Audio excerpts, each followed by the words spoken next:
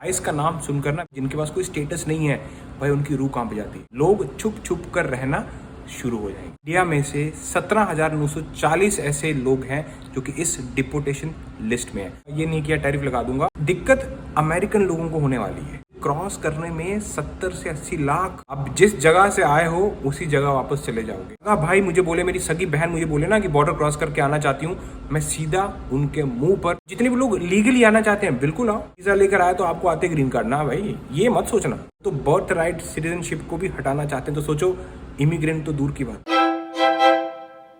बड़ी सत श्री अकाल, सब वधिया ते कमाल। प्रेसिडेंट इलेक्ट ट्रम्प, अभी उनकी इनॉग्रेशन होने में करीब करीब महीना बाकी है, लेकिन ऐसा लग नहीं रहा क्योंकि हेडलाइंस में, न्यूज में हर जगह उन्हीं की बात हो रही है। अब चाहे इमिग्रेशन की बात कर लो या फिर वर्ल्ड ट्रेड वॉर की बात कर लो, टैरिफ्स की बात कर लो, हर जगह प्रेसिडेंट इलेक्ट ट्रम्प का नाम आ रहा है। क्रिप्टो करेंसी की बात कर लो, वहां पर उनका नाम आ रहा है। तो बेसिकली काम स्टार्ट हो चुका है और अभी आइस ने एक नया डाटा रिलीज किया जिसमें करीब करीब 1.5 मिलियन माइग्रेंट्स को डिपोर्ट करने की बात की जा रही है। यह है इनकी फर्स्ट डिपोटेशन लिस्ट।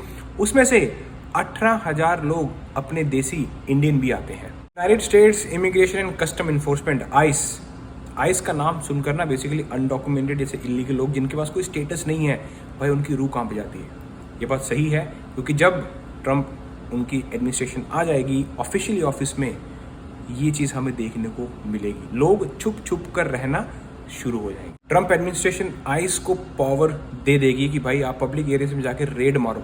आइस ने लिस्ट ऑफ डिपोर्टेस का डाटा रिलीज किया है। उसमें सबसे ज्यादा अनडॉक्यूमेंटेड इमिग्रेंट्स हॉन्डुरस और ग्वाटेमाला, ये जो 2 कंट्रीज हैं इसमें से आते हैं। उसके बाद अगर एशिया की बात करें तो चाइना एंड इंडिया।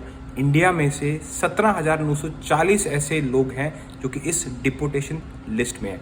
अब देखते हैं कि जब ट्रम्प एडमिनिस्ट्रेशन ऑफिशियली ऑफिस में आ जाएगी तो ये डिपोटेशन को कैरी आउट कैसे किया जाएगा, क्योंकि ट्रम्प एडमिनिस्ट्रेशन का कहना है कि काफ़ी कंट्रीज डिपोटेशन के साथ कॉपरेशन नहीं दिखा रही और इन कंट्रीज में इंडिया का नाम भी है, China, Russia, Pakistan, Afghanistan, Ukraine, ऐसी सारी कंट्रीज जो हैं वो डिपोटेशन को लेकर कॉपरेशन नहीं दिखा। ट्रम्प जब भी इंटरव्यू देते हैं तो उनका बार बार यही कहना है कि जो भी कंट्रीज कॉपरेट नहीं करेंगी उन पर हम टैरिफ लगाएंगे। इस टैरिफ वर्ड ने किसी कंट्री को मुझे लगता नहीं कि छोड़ा है। कनाडा भी आ गया, मेक्सिको भी है, India, Russia, China, BRICS countries तो है ही हैं। तो अब ये इमिग्रेशन और माइग्रेंट्स को लेकर भी टैरिफ के थ्रू अटैक करना, मुझे लगता है कि दिक्कत अमेरिकन लोगों को होने वाली है।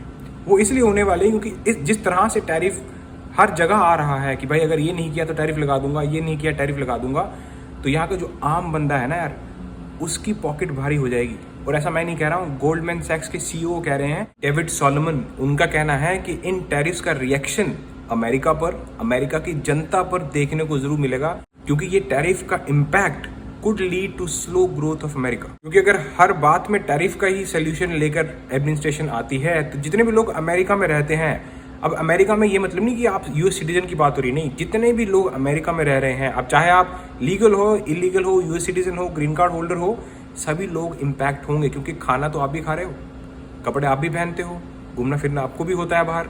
तो ये सारी चीज़ें, जब गैस प्राइस, अभी इस टाइम मैं देख रहा हूँ जो गैस प्राइस चल रहा है वो करीब करीब $2.60 से $2.90 के बीच में।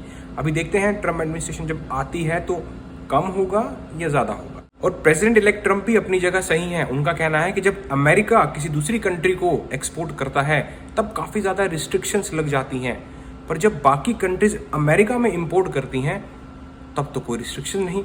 तो ये जो ट्रेड है ये इक्वली, दोनों तरफ से एकदम इक्वली होना चाहिए। ऐसा नहीं कि हम तुम्हें कम दे तुम हमें ज़्यादा। बेसिकली ये उनका कहना है। पर अब देखते हैं कि ये टैरिफ जब स्ट्रेटेजिकली लगेंगे तभी फायदा है। अगर हर चीज़ पे ही लगा दिया गया तो भाई नुकसान अमेरिका की जनता को ही होगा। बात हो गई कि ट्रम्प एडमिनिस्ट्रेशन इमिग्रेशन को कैसे डील कर रही है, टैरिफ लगाकर किस तरह से वर्ल्ड ट्रेड वॉर हो सकता है।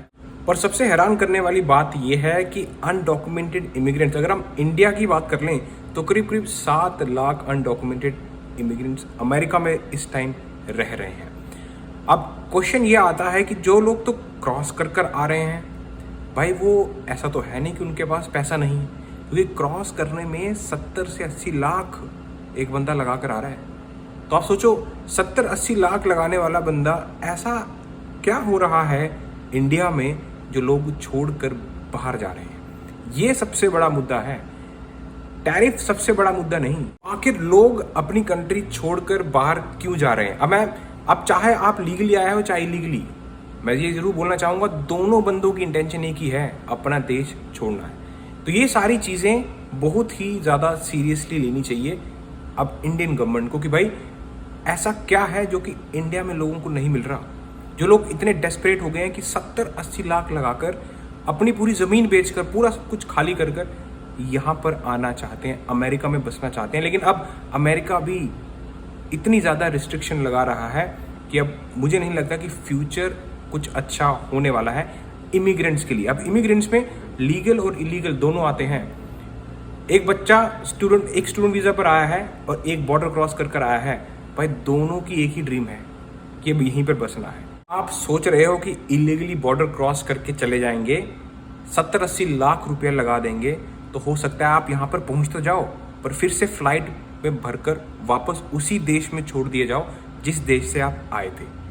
तो ये चीज़ अभी इस टाइम अपने दिमाग में ज़रूर ध्यान में रखना कि ऐसा ना हो कि आप अपना सब कुछ गवा दो यहाँ पहुँचने के लिए, और यहाँ पर पहुँचने के बाद भी वहीं पे चले जाओ जहाँ पर अब आपके पास कुछ नहीं बचा। जिसके पास आज के टाइम पे इंडिया में 70-80 लाख रुपया है, मैं नहीं सोचता कि यार वो बंदा गरीब है। मैं नहीं सोचता कि उसको यहाँ पर आकर धक्के खाने की ज़रूरत है। और जितने भी लोग लीगली आना चाहते हैं बिल्कुल आओ, क्योंकि लीगली आना 10 गुना आसान है बॉर्डर क्रॉस करके आने से। लीगल जो बंदा आता है जिसको एक्चुअल में पता है कि क्या तरीके हैं, भाई कुछ पैसा नहीं लगता उसका। लीगल बंदे का एकदम मैं बोलूँगा फ्री है।